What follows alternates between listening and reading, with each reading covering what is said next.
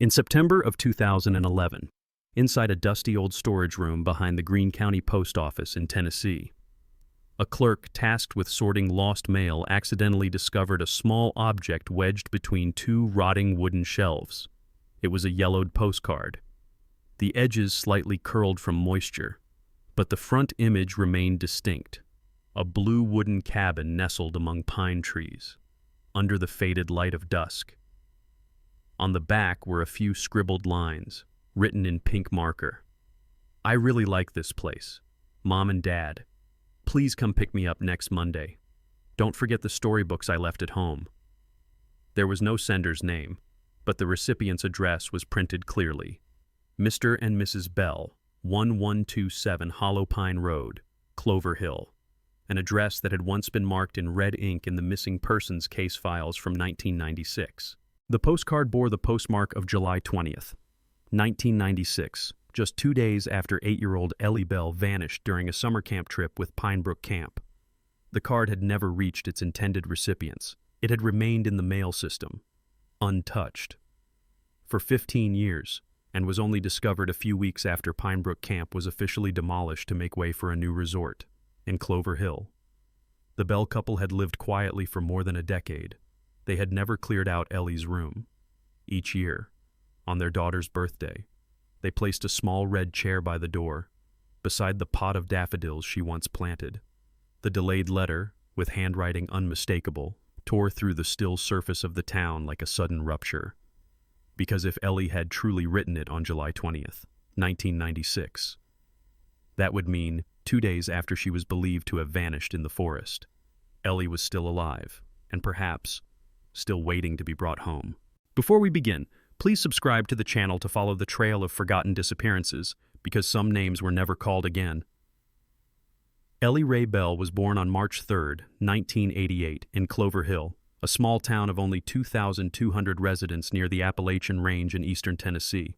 An only child in a middle-class family, Ellie lived in a 2-story wooden brown house, where every Sunday morning echoed with the piano music of her father, Mr. Frederick Bell, a music teacher at the town's high school. She had a petite build, rosy fair skin, and jet black hair that her mother always braided into 2 plaits. Ellie was particularly sensitive to sound, able to distinguish between the calls of 3 bird species, and always carried a handmade sketchbook in which she recorded the sound negatives of everything she heard. On the first page of the notebook, a sentence written in purple ink read, "If you can't see me, try to listen." Though only 8 years old, Ellie had already shown an exceptional memory, both visual and auditory. She could recall the exact position of every object in a room, even the license plates of visitors' cars when they came to her grandparents' house. Every night before bed, she would turn on her cassette player and play Clair de Lune by Debussy, the piece her father used to play when Ellie was still in her mother's womb. Her favorite books were about birds and topographic maps. She could spend hours sketching imagined flight paths connecting the bird nests around their home. When asked about her dream, she answered, "I want to be someone who can hear the map." In the summer of 1996, Ellie's parents enrolled her in a 10-day summer activity program at Pinebrook Camp, a semi-intensive outdoor facility located within the Cherokee National Forest, about 40 kilometers of mountain road from Clover Hill. According to its promotional materials, Pinebrook was a camp designed to help young children explore nature independently but safely. Here, campers would be grouped into teams of 6 to 8 children, each supervised by an instructor through every activity, from meals and basic survival lessons to navigation using maps and compasses. Ellie was placed in Group 2, along with 5 other girls. Under the care of a young counselor named Brandon Cook, she had spent an entire week excitedly preparing her belongings.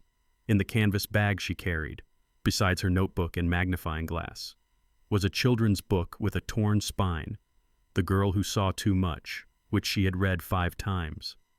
During the first 3 days at camp, Ellie sent home 3 letters, written in a childish yet cheerful hand. July 16th, 1996. Today I saw a real woodpecker. The way it pecked at the tree sounded so fun. Maybe tomorrow I'll ask to draw it in the camp journal. July 17th, 1996. The nights are colder than I thought, but there's a kind instructor named Mia who lent me her scarf. July 18th, 1996, the morning Ellie disappeared. I hope you don't forget to bring my storybook when you come pick me up. I left it on the bedside shelf. This camp doesn't have a library. All the letters were confirmed by the local post office as having been sent on the exact days mentioned. None of them revealed any signs of danger, confusion, or fear. However, the strange thing was, in all 3 letters, Ellie never once mentioned her group mates, or any counselor named Brandon. It seemed that, throughout the first 3 days, Ellie went about camp on her own, or perhaps chose not to write anything about those around her. In the 15 years since the day Ellie disappeared, her room on the 2nd floor of the Bell house remained nearly untouched. The window was still left slightly ajar to let the afternoon light stream in, just as Mrs. Bell had always kept it, so the room could still breathe. The small bed was still covered with the sheet printed with paper cranes that Ellie loved, and beside the pillow was the forgotten book, The Girl Who Saw Too Much. The last page she had been reading was still marked with a letter envelope folded into thirds. Mr. Frederick Bell, Ellie's father, had quit teaching music after the incident and taken a job in the school library's archive department. He spoke less, often sitting for hours in the old recording room where he once practiced piano with his daughter, quietly tuning instruments that no one played anymore. Mrs. Marcia Bell, Ellie's mother, continued working part-time at the town's bakery. Every Saturday morning, she brought 2 portions of butter cookies, one for lunch, the other carefully wrapped in a tin box, which she brought home, to place on Ellie's desk, as a habit she never explained. When the delayed postcard was finally handed to them in September of 2011, Mr. and Mrs. Bell were both nearing 60. They did not cry. But that very night, Mrs. Bell went upstairs and replaced the reading lamp bulb in her daughter's room, a bulb she had left untouched for 2 years, because no one was reading anymore. Also in the year 2011, the town of Clover Hill had just reopened a small public library. The head librarian was Miss Caitlin Finch, a former student of Mr. Bell, in an internal interview. Caitlin once said something that many in the town never forgot. I fell in love with books thanks to Mr. Bell's storytelling in music class.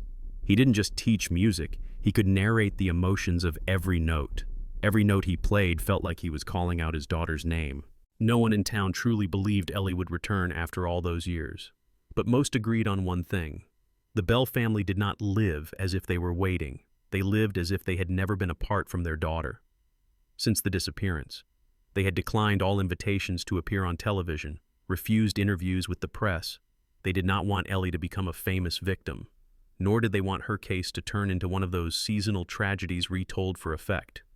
But that 15-year-old postcard was something different. It was not a theory, not a reconstructed sketch, not a story retold through 2 or 3 recordings. It was real handwriting, the final words of a child who once existed, once ate dinner beneath this roof, once said, "I'm okay, just bring my book." And if there was still any place Ellie had once been, once stayed, even just once, then at the very least, that postcard was a sign of where to begin again. July 18th, 1996 was the 4th day of Pinebrook Camp and the last day anyone saw Ellie Ray Bell.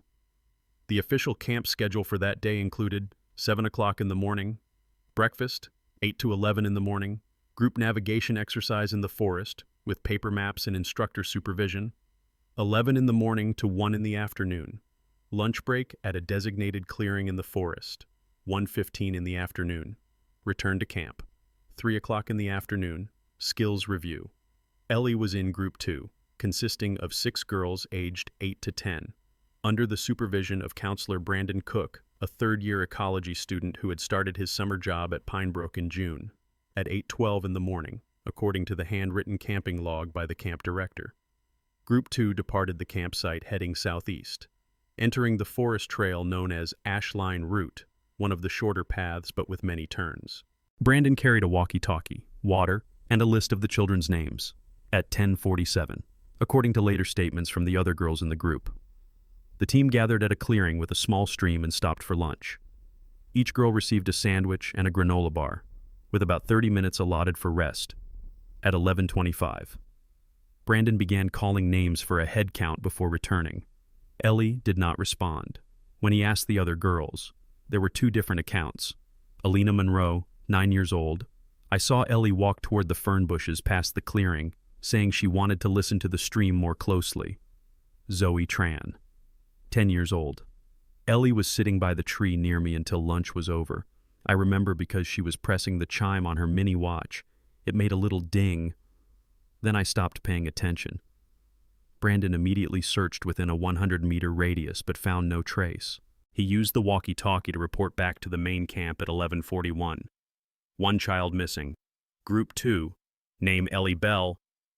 Within 90 minutes of the missing child alert, the entire Pinebrook staff, along with the two supervisors, Maggie Halston and Richard Blaine, had already begun dividing into search teams.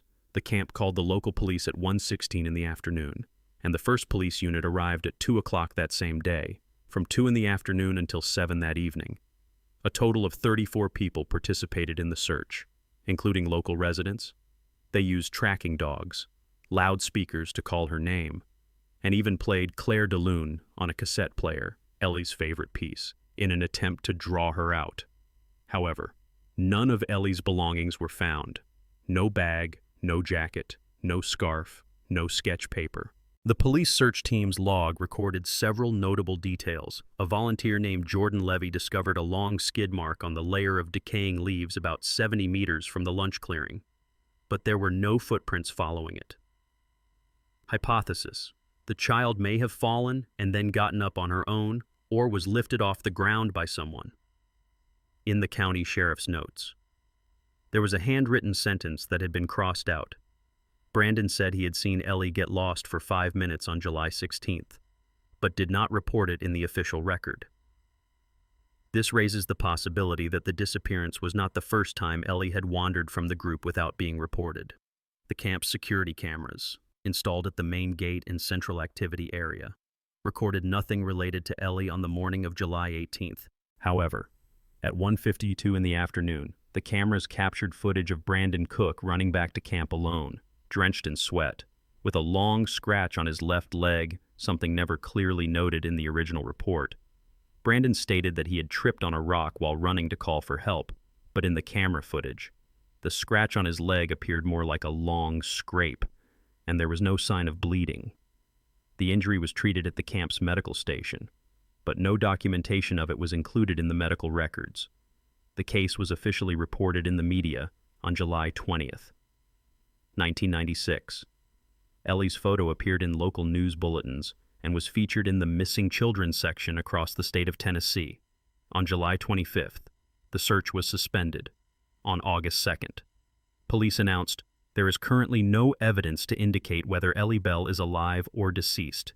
The case was classified as missing under unknown circumstances, pending open status, on the afternoon of July 18th, 1996, immediately after Ellie Bell was reported missing.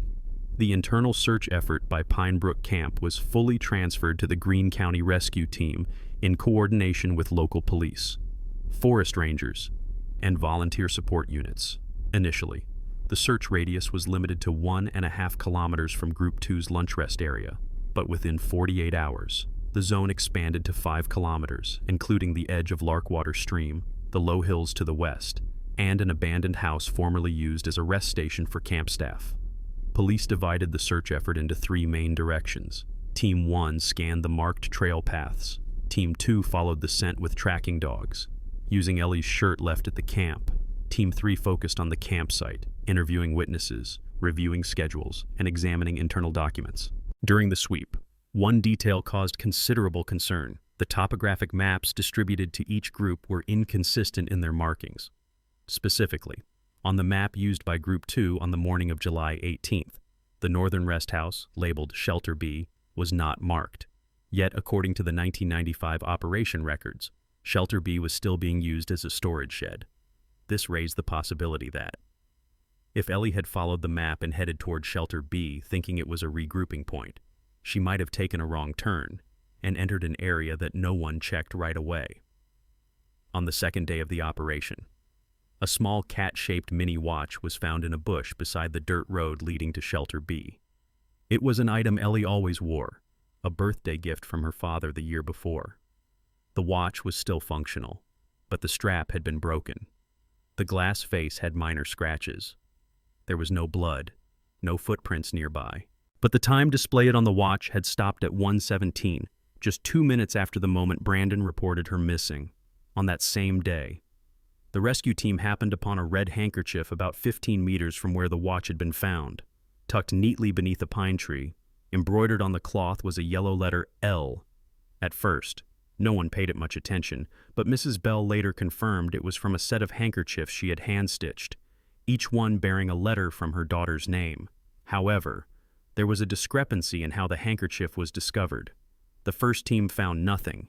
The second team, accompanied by a forest ranger, discovered it several hours later.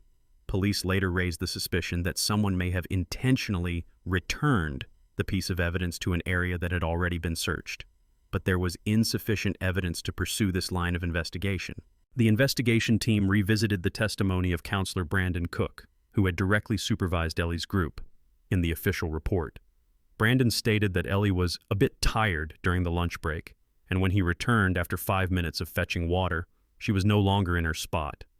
However, according to the camp's medical station duty log, Brandon had not gone there to get water, as he claimed, but had been carrying a 1-liter jug since morning. No one else saw Brandon leave the area that afternoon. One investigator, Lieutenant Marjorie Leal, who followed the case closely, once proposed a possible scenario. Ellie may have gotten lost or intentionally avoided the group for reasons still unknown. The reasoning behind this was, in all 3 letters sent home, Ellie did not mention a single other child from Group 2. No close friends, no descriptions of bunkmates, no praise or complaints.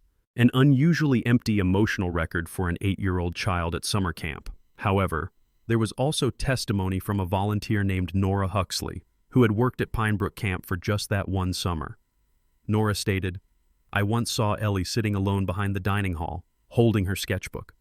The other girls were running around and calling to each other, but Ellie didn't join in." When asked why she didn't report this to the counselor, Nora said, "I assumed it was just her personality, and I saw Brandon standing nearby." On the 4th day of the search, 2 more details emerged that shifted the direction of the investigation. The camp's wall map, used to track group activity, was found to have a small tear in the northeastern corner. Upon examination, that exact spot corresponded to Shelter B, the rest house that had been omitted from the map distributed to Ellie's group. A short audio recording, 14 seconds long, saved on the cassette used for the camp's activity journal, had been partially overwritten. In the gap of that recording, there was only a faint sound, the creak of a wooden door opening, followed by a long metallic ring, like the sound of a tin lid dropping onto a wooden floor. There was no confirmation that the sound was related to Ellie, but it was recorded on the afternoon of July 18th. At 1:24, during the peak of the panic over Ellie's disappearance. The official search operation ended after 12 consecutive days. A total of over 180 people participated, along with 12 tracking dogs, and more than 70 hours of helicopter surveillance. The case was closed in September of 1996 with the conclusion, insufficient evidence to determine what occurred. Then 15 years passed, and the disappearance of Ellie Bell gradually faded from public memory, remaining only as a brief name on the Missing Persons Tennessee 1990s list found on a few local archive pages. Pine Brook Camp was officially dismantled in mid-2011 to make way for a new eco-resort. During the demolition, the crew discovered a hidden auxiliary room behind the wall paneling of the old infirmary, absent from all public blueprints. The room was small, about 5 square meters, windowless, and empty inside. But on the wall hung a piece of paper bearing a hand-drawn map of the forest, marked in faint purple ink, the same color Ellie had once used in her notebook. The drawing featured an arrow symbol and a slanted note beside it. "A quiet place, only I know." No one could confirm the handwriting was Ellie's, but it matched almost exactly the style of annotations from her previously cited elementary school notebook. Handwriting analysis by a certified specialist from the Tennessee State Forensics Department concluded 80% match with high reliability. that same month. Mrs. Bell unexpectedly received an anonymous letter sent by mail, addressed only to Marcia, with no return address. The envelope was cream-colored, the handwriting slanted. Inside was a single thin sheet of paper, folded in half, bearing one line: "I'm sorry I didn't check that bag. B." Nothing else, no signature, no phone number. But the letter B was written in blue ink, the same type used in Parker pens that Pinebrook staff used at the time. And according to camp records, the only person whose name began with B among those directly assigned to Ellie's group was Brandon Cook. When police sought to question Brandon, he had already moved out of state in 2005 and was currently living in New Mexico. Local authorities confirmed. He declined an interview, stating that he did not want to reopen what he had once done wrong. A major breakthrough came when an anthropology student named Rachel Ayers, working on her senior thesis about missing persons at summer camps, revisited the corrupted cassette recording from years ago, with help from the university's audio lab. Rachel used software to restore and reconstruct the missing 14-second segment. Originally recorded at 1:24 on July 18, 1996, the recovered audio included a click sound, like someone locking a door latch, a faint impact, resembling metal striking wood, and a small girl's voice, speaking very softly. "The light's off now. I'm waiting." Rachel sent the audio to the Greene County Police Department, where the case was still on file. They reopened the file, which had been temporarily closed since 1996, and began tracing the detail of "the lights off," a clue that had never been relevant before. At this point, Lieutenant Marjorie Leal, who had closely followed the case, put forth a new hypothesis. Ellie had not been kidnapped or met with an accident, but had been mistakenly left behind in an auxiliary building due to an inventory error at the camp. According to Leal, if Brandon or someone else believed Ellie was mildly ill and allowed her to rest in Shelter B but didn't update the roster, and no one checked her bag, then the child may have been locked inside during the ensuing panic. And sadly, it's possible Ellie survived for a while. The basis for this theory included the faint purple ink markings on the camp wall, the sounds captured on the cassette tape, the embroidered handkerchief with the letter L, and the postcard sent after the disappearance, which read, "Next Monday, Mom and Dad, please come pick me up." According to a paper analysis expert, the postcard could not have been written before July 20th, 1996, because the postal office stain layer lay above the ink, not beneath it, meaning Ellie was still alive at least 2 days after she was reported missing.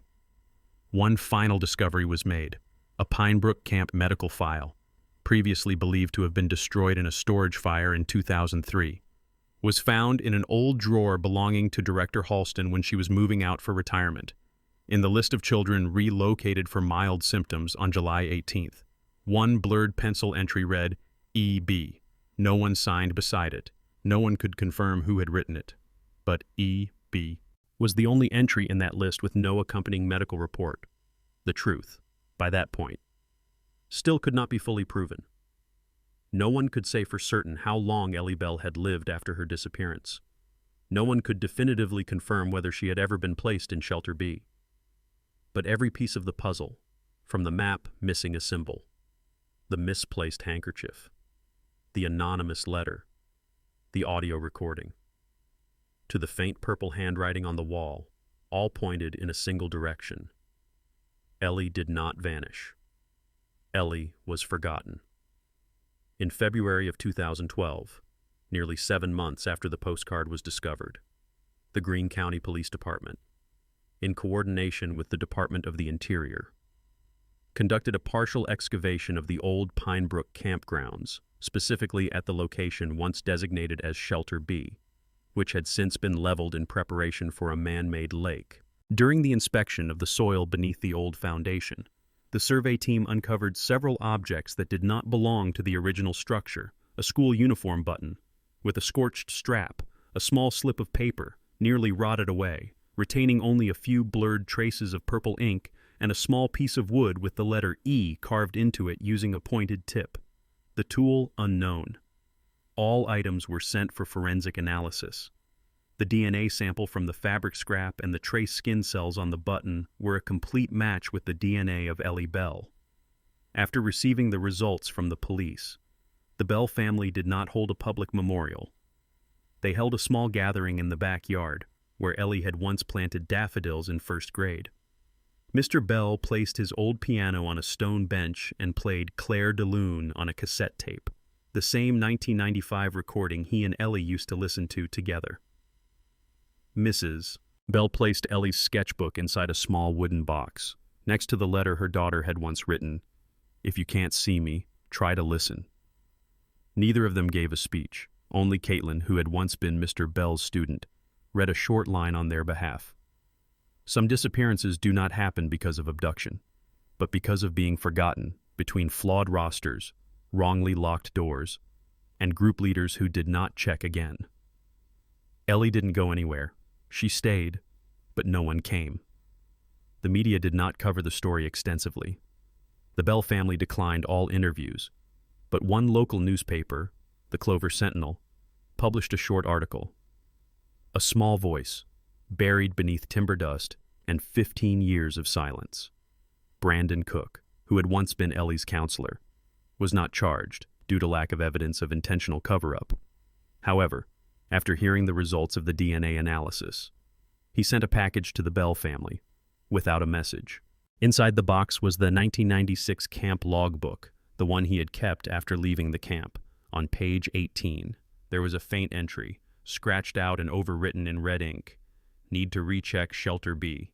E said she had a headache this morning.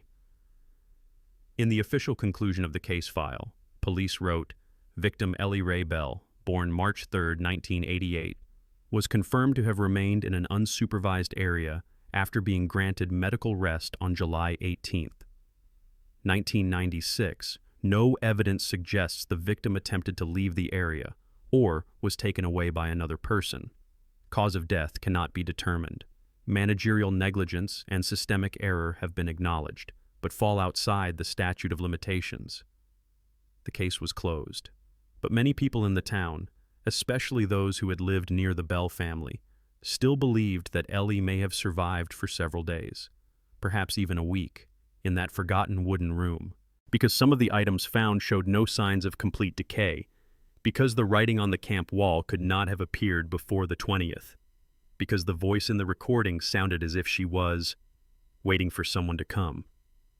The stone marker beneath the maple tree in the Bell family's backyard bore no year of death, only a name, and one faintly etched line, "If only we had checked again." If you found this story meaningful, please like, leave a comment, and subscribe to the channel, because there are still many missing persons cases that have never been told.